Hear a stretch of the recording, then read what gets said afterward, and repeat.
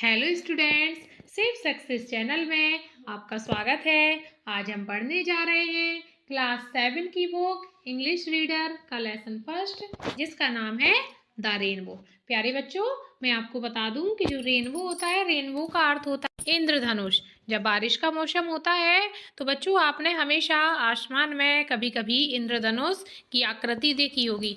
जिस तरीके से इस लेसन में ये आकृति दिखाई गई है, इसी तरीके से इंद्रधनुष की आकृति होती है। इंद्रधनुष में ये जो आपको इस तरीके से आकृति दिख रही है, इसमें 7 लाइन होती है और ये जो 7 लाइन होती हैं, ये 7 कलर्स इसमें दिखाई देते हैं। 7 कलर्स होते हैं। वो कलर्स कौन कौन से होते हैं, इसको अपन हिंदी में शॉर्ट फॉर्म में याद रखते हैं। बे जा नी हा पी ना ला, अर्थात बैगनी, जामुनी, नीला, हरा, पीला, नारंगी, लाल। और जिसको इंग्लिश में अपन क्या बोलेंगे, बैगनी को वॉयलेट, जामुनी को इंडिगो, नीला को ब्लू, हरा को ग्रीन, पीला को येलो, नारंगी को ऑरेंज और लाल को रेड। इस तरीके से 7 कलर्स इंद्रधनुष में होते हैं। अब देखिए बच्चों, अपन लेसन स्टार्ट करते हैं। Boats sail on the rivers and ships sail on the seas, but clouds that sail across the sky are prettier far than these।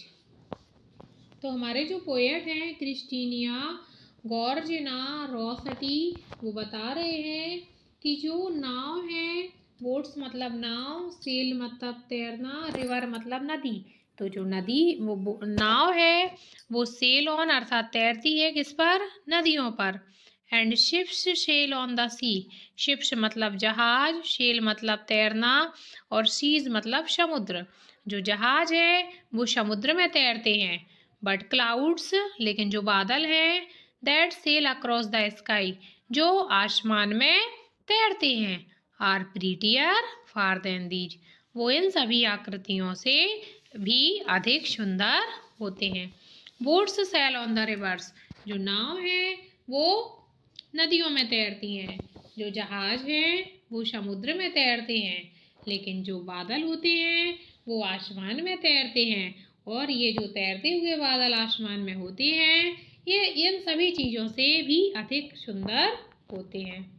इसका जो दूसरा पैराग्राफ है वो है, there are bridges on the rivers as pretty as you please, but the bow that bridges heaven and overtops the trees and builds a road from earth to sky is prettier far than these।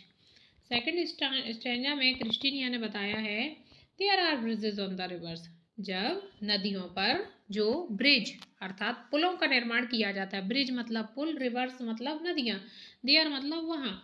तो जब नदियों पर bridge का निर्माण किया जाता है, as pretty as you please, pretty मतलब सुंदर, प्लीज मतलब प्रसन्नता, तो ये उतने ही सुंदर होते हैं जितना आप उनको देखना पसंद करते हैं।